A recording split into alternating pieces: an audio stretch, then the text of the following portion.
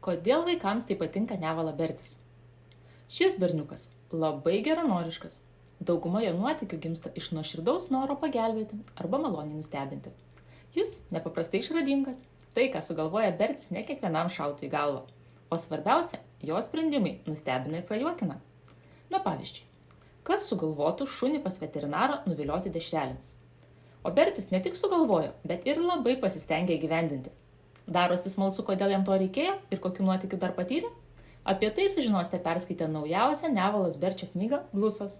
Arba pasiklausę vaikų, nes jie tai jau tikrai perskaitys. Beje, knyga priklauso Aš skaitau serijai, taigi net ir neįgudę skaitytojai skaitys lengvai ir smagiai, o tėveliai maloniai nustebs matydami nuoširdų vaikų susidomėjimą knyga. Naujausi Nevalos Berčio nuotykiai jau laukia skaitytojų.